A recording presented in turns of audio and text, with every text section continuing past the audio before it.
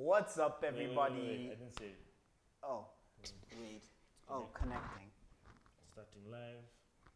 Bring back the WhatsApp. Live. Go. What's up, everybody, and welcome to our InCntrlGaming live reactions to EA's conference at E3 2018. It was an interesting hour and 15 minutes, I think. And I'm one of your hosts, Ole, as usual. I'm here with Michael. Yeah, man. You don't sound very enthusiastic. I'm here with PK as well. I'm hyped. And Alan. Command and conquer. All right, guys. So, to begin with, before we run into every game, I'll start off with overall thoughts on the conference. Mike, how did it go?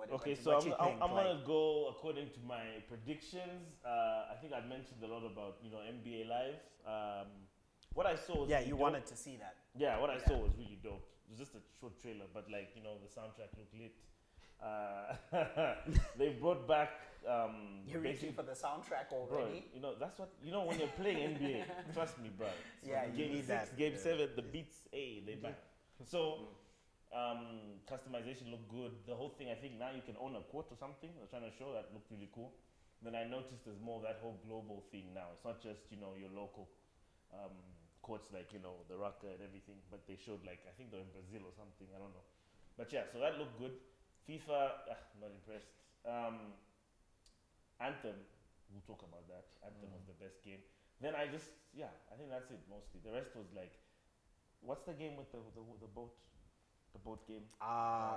Sea of Solitude. That game, I wish she didn't talk so much because the game actually looked good, but I got really... She wanted to get you into the Bruh, I was not interested. The more Those are one of those where it speaks for itself. Yeah. You know what I mean? The The trailer game did looked speak really for good, itself. but she just kept going on, so yeah.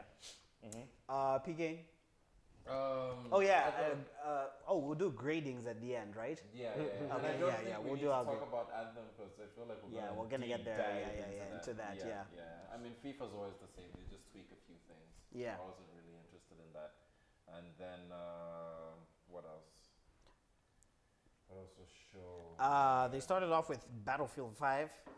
The Battlefield. But then Which was a kind of short trailer which you couldn't really see, but and that's why I was trying to say before we went live, I was trying to pull up this footage because this is the gameplay and I kind of wanted that as we're talking about it.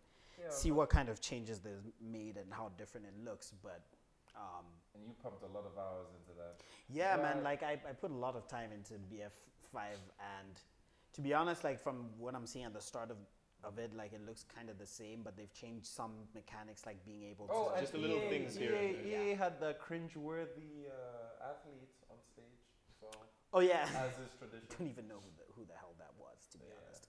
And the guy holding the belt, he was cool.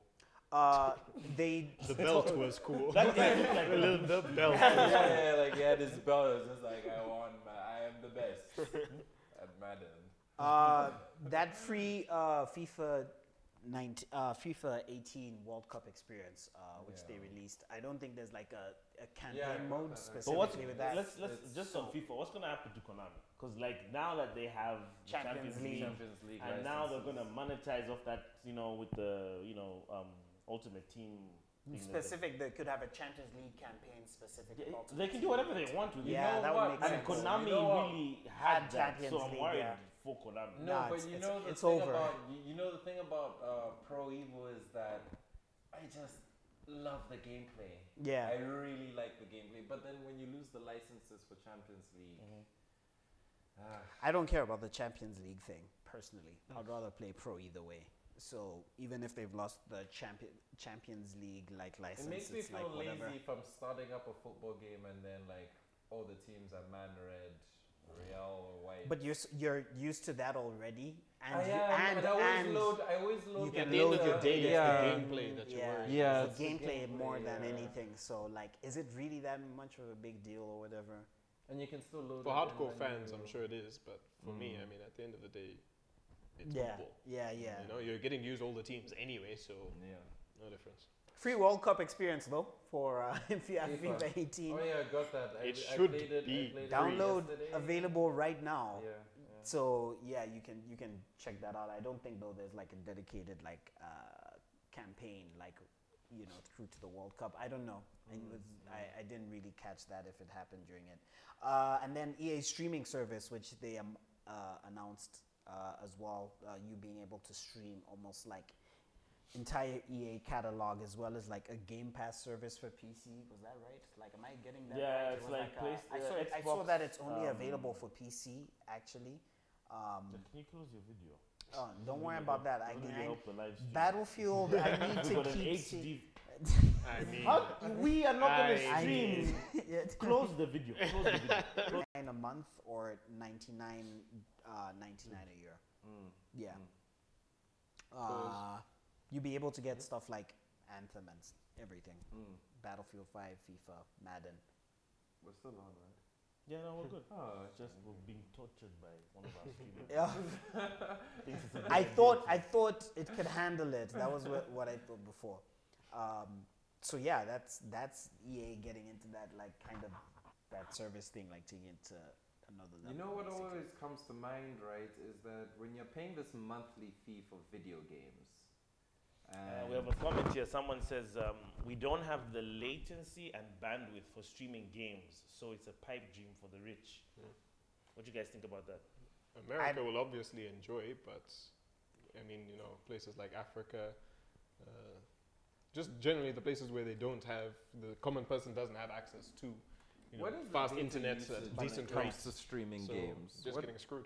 What's the data usage? When it I don't comes to even think streaming it's all games? that much, to be honest. Because like when I'm playing online, I mean, obviously in the end it plays about maybe 200 MB an hour. But you have to remember that when you're doing that, you have the actual game files on you. You're just sending the details Yeah. of saying, I've done this, I've done that. Yeah. And This would actually be location, saying sending the game, graphics and so it on would be be a very, very relatively different. high. But then, yeah, like, look at how PS Now do it. Like, they render all that stuff on like PS3s. Does You PS know Now what I even mean? work? That like, yeah, no, it's actually there was like a weird thread I was reading on there, but like PS Now has gotten much better over the last like 2 years. Yeah. Like latency and stuff has like dropped down quite a bit. Yeah. So I mean, the usage isn't that high when you're just playing online, but then streaming the game itself now. And I That'd think be that different. it comes into play about the updates. Updates kill, especially when it comes to data. No, but trust me, if you're going to be streaming, that's what's going to be killing, not even the updates. That will be the new big thing. thing is, like, at the same time, it's like you might as well do it. Like, you might as well be smart for the future and like just think ahead, hedge your bets, and be like, yo, we might as well like have one leg in streaming and everything. I mean, so long And as they give especially the because it's option only to on do PC. either, it's Yeah, fine, but you it's know? only on PC as well, so it's like a test bed kind of thing. You're like, all right, we can just do it on PC and it's not gonna kill us or whatever, and then 'Cause we see how successful it is. It's been the talk for how many years to say that one day that will be it, Yeah. Whether it's 5 years from now or 30 years from now, we don't know, but people want to head in that direction. Yeah. Cool. And we got that like weird Andrea Renee together with Vince Ampella from Respawn interview when they were talking about their Star Wars game. Absolutely no game footage, no trailer. Nothing But they whatsoever. did say the name of their Star Wars game is Star Wars Jedi Fallen Order, and it's gonna take place between episode 3 and 4. No other, pretty much like I don't think there were any other details on that. Like, I don't know. Like, we good? you want to add anything? Oh. No. To be fair, it just felt a little bit uncomfortable. They should have at least had a CGI trailer or something. No, it's like he was told not to say anything, and then she kept asking questions that were like Yeah. probing her, like, can you tell us? And it's just like, nope, you play as a Jedi. Yeah.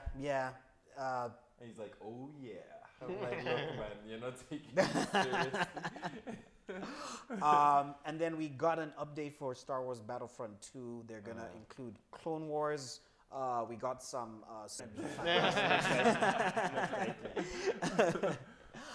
Yeah, it's gonna be like streaming 4K stuff is gonna be hard. But I mean, if we're It's gonna told, be rough, I think in our minds when we're talking about that before, we're talking about like 1080p, 30 or 60 FPS. I don't think FPS impacts anyway all that much. But like, yeah, so 4K streams would be tricky.